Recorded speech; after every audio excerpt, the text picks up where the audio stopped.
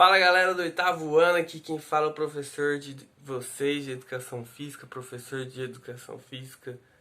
Eu falei professor de Educação Física duas vezes, né? Mas desculpa aí.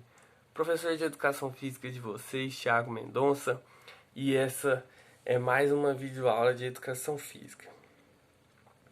E na aula de hoje eu trago para vocês a história do basquetebol, né? Falei da história do handebol na aula passada e agora eu vou falar sobre a história do basquete. E pessoal, sobre a história do basquete, ele foi criado em 1891 pelo professor de Educação Física James Naismith, na cidade de Springfield, localizada no estado de Massachusetts, que é um estado pertencente aos Estados Unidos da América. É isso mesmo, o basquete foi criado na cidade dos Simpsons, em Springfield, né? E como é que o basquete é criado? Bom, nessa cidade que eu citei para vocês, os invernos são longos e rigorosos. E aí no inverno de 1891, não, calma que eu tô antecipando aqui. E aí no inverno era difícil praticar esporte ao ar livre, né? Então era necessário praticar atividades físicas em locais fechados. E as poucas atividades propícias para locais fechados se restringiam a aulas de ginásticas que para os alunos do Springfield College eram entediantes. Por isso o diretor dessa instituição convocou o professor James Naismith e deu a ele uma missão, que era de criar um jogo que não fosse violento, que além disso estimulasse a prática de seus alunos no inverno, né, que fosse possível praticá-lo em lugares fechados, mas que também pudesse ser praticado no verão ao ar livre. E aí, James Naismith, né, o professor de educação física canadense, ele se reuniu com alguns outros professores profissionais da área da região, mas essa ideia era uma missão muito difícil. Ele pensou até em desistir dessa missão, mas ele não desistiu, né? E refletindo bastante, pensando ali com os botões dele, ele decidiu que o jogo deveria ter um alvo fixo, né? Que pudesse ter algum grau de dificuldade também. Além disso, ele pensou que esse jogo deveria ser jogado com as mãos, com uma bola um pouco maior que a bola de futebol, que quicasse com regularidade. Porém, esse jogo não deveria ser tão violento quanto o de futebol americano, né? E deveria ter um sentido mais coletivo. E foi aí que James Naismith chegou à conclusão de que o jogo deveria ser jogado com a mão, porque se fosse jogado com o pé, ele seria violento, assim como o futebol, né? Porém, a bola não poderia ficar retida nas mãos do jogador por muito tempo. O jogador não poderia ficar segurando a bola por muito tempo. E também a bola não poderia ser conduzida com socos, né? Para evitar eventuais socos ali. Que a galera tomasse um socão ali na disputa com a bola. E feito isso, né, beleza, ele pensou que o jogo tinha que ter um alvo, tinha que ser jogado a bola tinha que ser jogada com a mão, que teria que ser quicada. Ele passou a pensar no alvo. E aí ele pensou, né, no alvo. Ele pensou em colocar o alvo no chão, só que o hóquei já tinha alvo no chão, o futebol já tinha alvo no chão.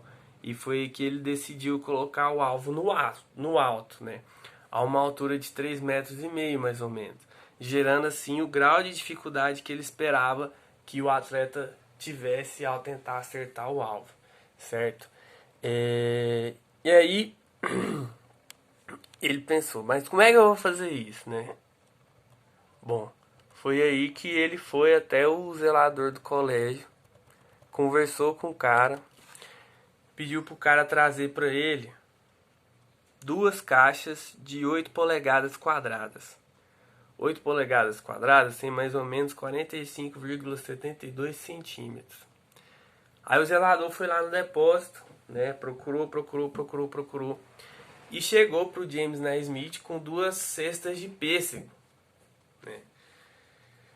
Bom, não era uma caixa, mas o professor provavelmente olhou lá a cesta e pensou assim, pô, serve, né? A bola é redonda e tal, deve servir.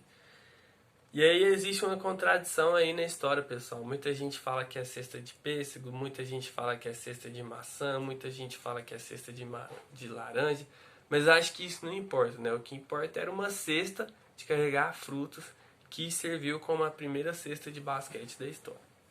Bom, aí ele pegou essas cestas, né? Pegou lá prego, martelo, pregou uma cesta de um lado da quadra, numa pilastra que a tinha lá no ginásio, e pregou a outra cesta do outro lado da quadra, em outra pilastra, né? Do outro lado do ginásio. E aí ele olhando assim, mais ou menos, ele mediu a altura, né? Imaginando que teria 3,5 metros. Quando ele mediu, deu 3,5 metros. Mas ele viu que já era muito alto, então não precisava mudar. E aí permaneceu essa altura, que inclusive é a altura que permanece até hoje, pessoal. O basquete, desde sua criação até hoje, a cesta ela é de 3,5 metros, certo? Bom, e aí depois disso, né, ele pensou ali, escreveu rapidamente as regras do jogo, que inicialmente as regras tinham 13 itens. Segundo a história, as regras estavam muito claras na cabeça do professor, ele escreveu as regras em menos de 1 hora. E aí ele pregou essas regras no ginásio, né, e disse para os alunos que tinham um novo jogo para ensinar.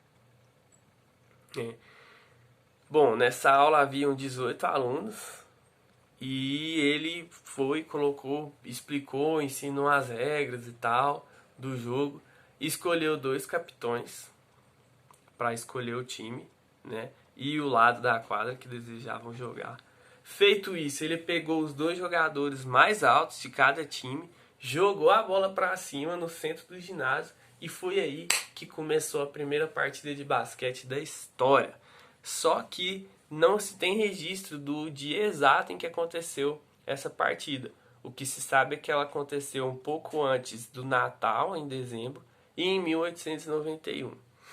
Como era de se imaginar, o primeiro jogo teve muitas faltas. E aí o que o James Naismith fazia com quem cometia falta? Tirava a pessoa do jogo, colocava na lateral da quadra, fora do jogo, e essa pessoa ficava fora do jogo até ser convertido numa cesta. Convertia a cesta, o jogador entrava novamente.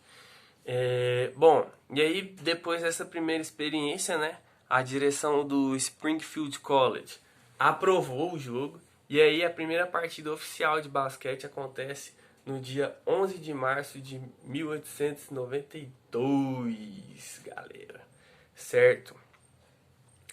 E aí interessante, uma curiosidade interessante sobre a história do basquete é que quando James Naismith colocou lá a cesta de pêssego lá na pilastra, ele não pensou no fato de ter uma maneira mais fácil da bola voltar pro jogo.